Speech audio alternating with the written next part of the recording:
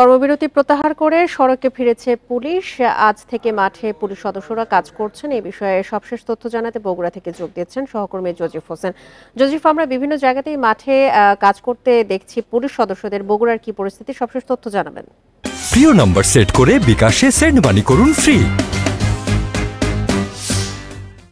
বগুড়ার যে চিরচেনা রূপ, আসলে কর্মব্যস্ত মানুষ তাদের কর্মে ফিরেছেন এবং যে পরিমাণ যানজট বগুড়া শহরে আসলে আমরা অতীতেও দেখেছি। আজ গেল কয়েকদিন থেকেই কিন্তু বগুড়ার যে যানজট সেটি কিন্তু আমরা দেখতে পেয়েছি এবং গতকাল বিকাল থেকে এই শিক্ষার্থীদের সাথে কিন্তু আপনার যে ট্রাফিকের যারা দায়িত্ব পালন করে আসছিলেন পুলিশ সদস্যরা, তারা কিন্তু যোগ দিয়েছেন এবং আজকেও আমি সকালবেলা থেকেই দেখতে পেয়েছি যে ট্রাফিক পুলিশের সদস্যরা এবং শিক্ষার্থীরা একত্রিত হয়ে তারা এই ট্রাফিক নিয়ন্ত্রণে কাজ করছেন এবং প্রত্যেকটি শিক্ষার্থী তাদেরকে নির্দেশনা দেওয়া হচ্ছে যে কেউ যাতে প্রশাসন কিংবা পুলিশের সাথে কোনো ধরনের দুর্ব্যবহার কিংবা অসদাচরণ না করা হয়, তাদেরকে যাতে সহযোগিতা করা হয় ট্রাফিক শৃঙ্খলা নিয়ন্ত্রণে, সেই বিষয়টাই কিন্তু মাইকিং করা হচ্ছে বারবার।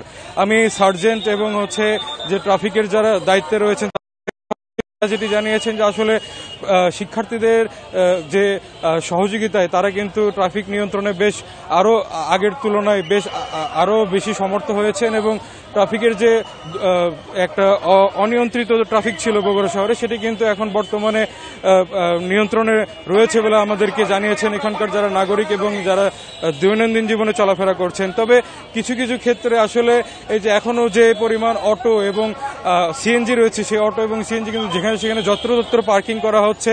এখানে আমরা দেখছি যে শিক্ষার্থীরা তাদেরকে এখান থেকে সরিয়ে দিচ্ছেন, যে স্ট্যান্ডে এখানে পার্কিং করা হবে না এই কথা বলে, এবং যে যাত্রীরা রয়েছেন তাদেরকেও বলছেন যে আপনারা একটু হাতে সময় নিয়ে বের হবেন, যেহেতু এতদিন পর্যন্ত বগুড়ায় যে অনিয়ন্ত্রিত যানজট ছিল, সেই নিয়ন্ত্রণহীন যানজটের কারণে কিন্তু এখন বর্তমানে যে শৃঙ্খলা ফিরে এসেছে, সেই শৃঙ্খলা ফেরাতে কিন্তু জেলা পুলিশ এবং যে শিক্ষার্থীরা রয়েছেন তারা কিন্তু শৃঙ্খলাবদ্ধভাবে কাজ করছেন।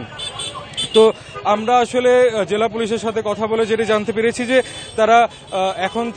তারা গতকালকে থেকেই তাদের যে দৈনন্দিন যে ডিউটি আছে সেটি তারা পালন করছেন এবং কোনো ধরনের যাতে অপ্রীতিকর ঘটনা না ঘটে এই জন্যও কিন্তু তারা অবস্থান নেবেন এবং সেই সাথে শিক্ষার্থীদের যে সহযোগিতা রয়েছে সেটিও কিন্তু তারা বেশ অ্যাপ্রিসিয়েট করেছেন এবং তাদের সহযোগিতা আগেও কাম্য ছিল এবং এখনও তারা কাম্য করছেন।